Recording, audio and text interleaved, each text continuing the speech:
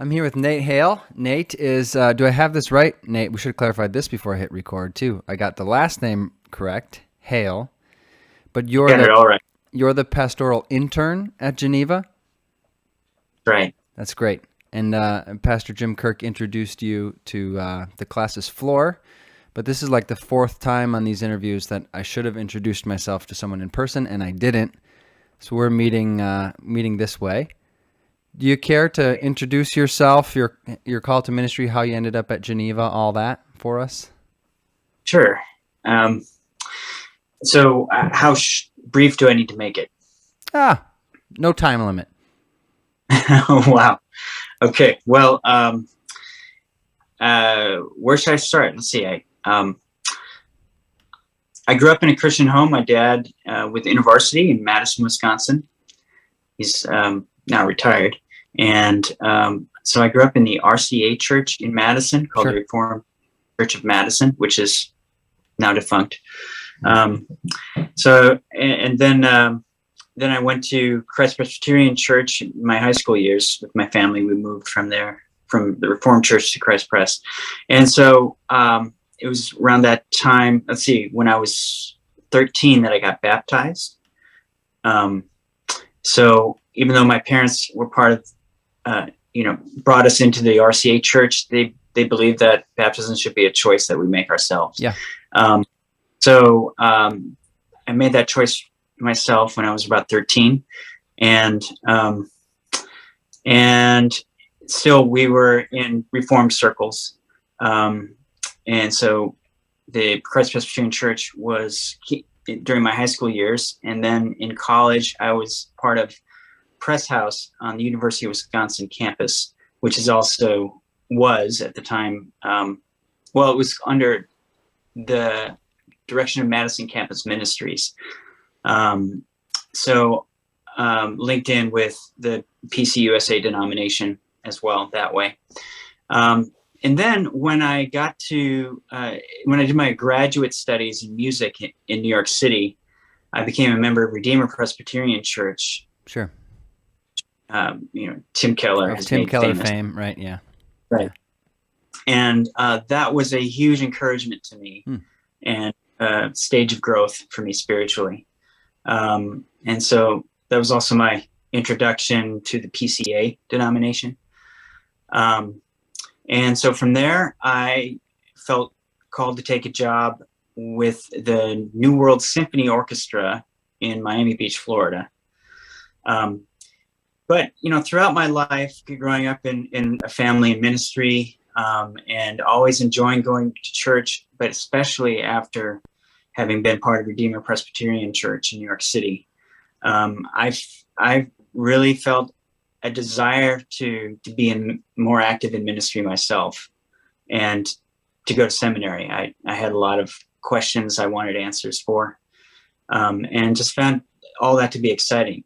Particularly Tim Keller's preaching really just drove things home to me in a way I hadn't experienced before. Really got us a much more solid grasp of the gospel through his preaching ministry, particularly. And how exciting and alive and relevant the Bible really is. So I was wrestling with that question as I was beginning my career in music in Miami Beach, Florida. And I prayed a lot about it. And at one point, I heard a voice say, "Feed my lambs," and so I really began to question and wrestle then. Okay, what exactly does that mean for me? Can I feed God's lambs as a musician, or do I need to go to seminary and become a pastor? I really wanted to go to seminary, but I also really wanted to maintain a career in music, which I had just started. I had been at Juilliard for my master's degree. So it seemed like a natural progression for me to stay in a career in music. Though with this, desire in my heart to be in ministry and these words that I heard, I really questioned then where God was taking me. So fast forward 3 years, I end up feeling through circumstances and prayer led to take a job in Norway. And so I was in Norway for 2.5 years playing with an orchestra there. And then another 2.5 years in Sweden playing with orchestras there. And, felt that, perhaps this was the way God was piecing together my gifts in music and the opportunities with my desire for ministry, because a very, very secular part of the world. Christians are few and far between. And so there's not only is there a need for gospel witness in those countries, but the churches themselves are pretty small and diminishing and beleaguered. But as God would have it, I wasn't able to stay after 5 years in Scandinavia. I wasn't able to keep my job. So I decided at that point to come to Trinity International University, or Evangelical Divinity School, as it's been known, and decided just to take a year and see if it was the right fit for me. And I really enjoyed my time studying in seminary there in the MDiv program, and decided that I was just going to go through with it and do the whole degree. And at the same time, I decided to continue freelancing as a musician in Chicago area orchestras. And so I finished the MDiv in 6 years. And towards the end of that, I added on a master's in counseling ministry degree from Trinity. And it nibbled away at that for a couple more years. So 2 years ago, or almost 3 years ago now, I finished both degrees. So my mother grew up in Nigeria. Her parents were missionaries there. And so I grew up hearing about all that. I never got to meet my grandparents. They died before I was born. But I had, dreams of what it would be like to be a missionary in Africa growing up. The Urbana Missions Convention every 3 years was a big part of my life. My dad was also the director of international student ministries here in the United States for InterVarsity. So I got a lot of exposure to people from other countries that way, and sort of a dream about being a missionary. So anyway, I thought God might be calling me to missions. Scandinavia, going back there was a big possibility for me. But I also had a particular love for Africa, and ended up meeting my wife, who has been a missionary in South Africa for about 10 years. And around the beginning of her time in South Africa, she took in 3 siblings, 3 boys, and they became essentially her foster sons. And so I'm a foster dad for that matter.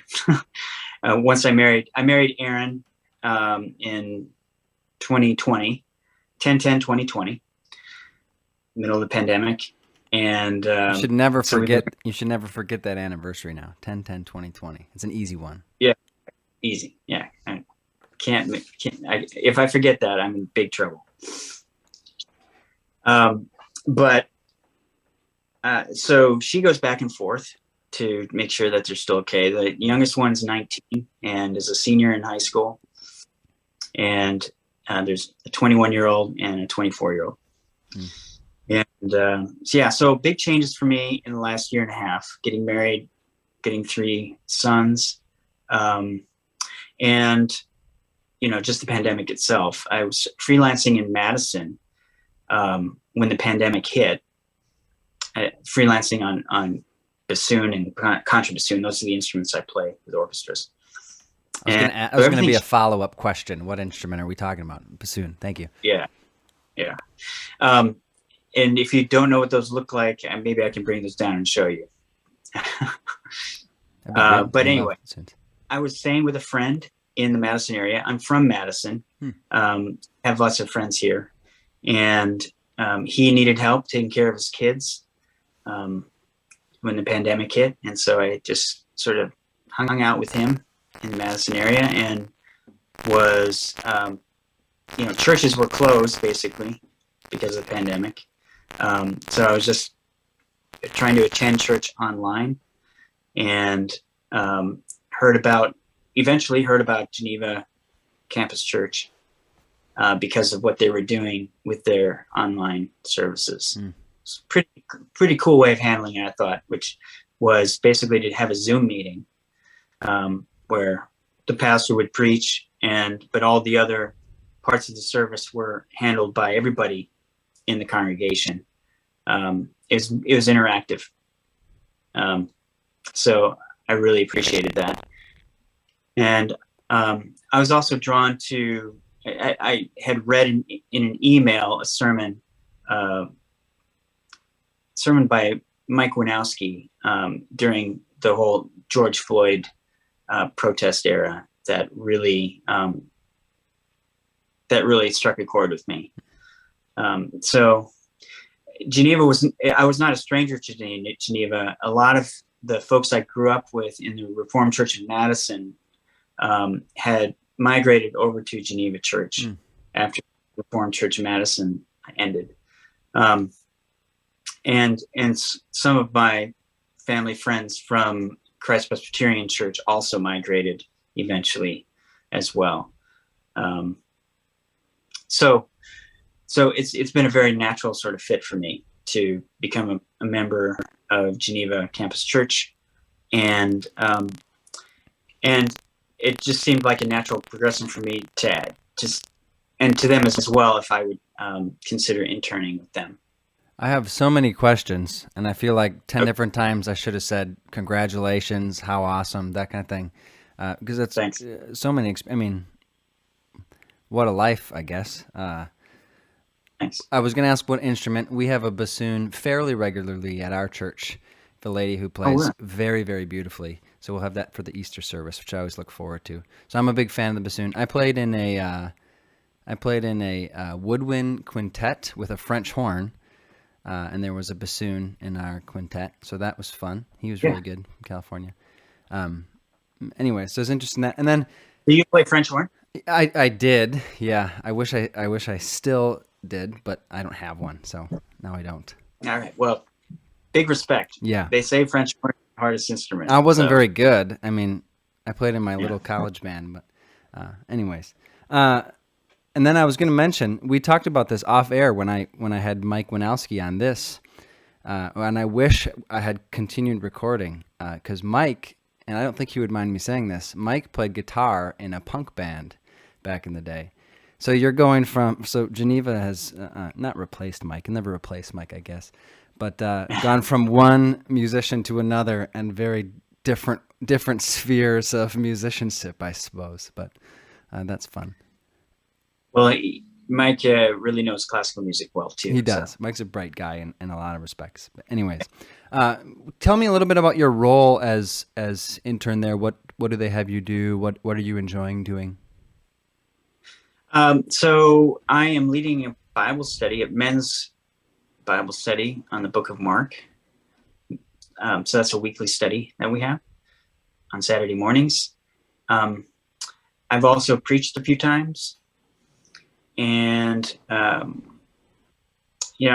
get together with Mike and Jim on a regular basis, just to talk about how things are going and talk about issues that might come up. And so Jim's going on, Jim will be having a sabbatical beginning. And so I will start preaching a lot more during that time. What else can I say? That's the bulk of what I've been doing. It's been aiming for about 10 hours on average per week. Between the teaching, Bible study, and the preaching opportunities, do you have a preference, teaching or preaching, or do you see them as pretty much the same? I think preaching, the preparation process I learn a lot from it. And it's the same with prepping for a Bible study. Though it's much more intense for me with preparing for preaching. So it's kind of, I guess the intensity, the pressure, maybe I'm putting on myself. Sure. Makes me feel like I think I'd rather do, if I could choose, and it would be an easier life for me to do just teaching. Yeah.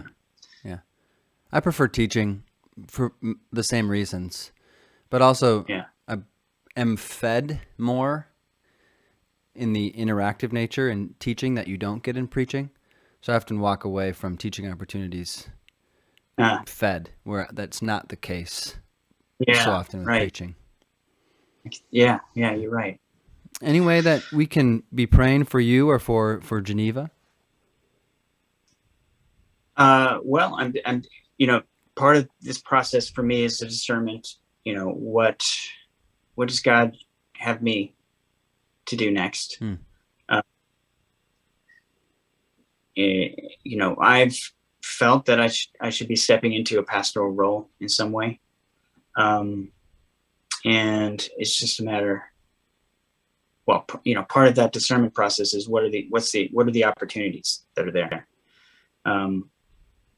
and so that's something I've been thinking and praying a lot about. Is my life up to this point has been, well, up until, I should say, the pandemic. When the pandemic started, was very focused on my career in music, with my studies in theology sort of on the side of that. And it feels like I should be making the shift to the other foot, where the focus is more on ministry and music takes a back seat. But that's so it's, I love music too. I love playing with orchestras. Mostly, sometimes it's boring and scary and all that stuff, but it's hard to give up something that you love. Yeah. So we'll be praying for you and for Geneva, and appreciate your time today. This was a lot of fun.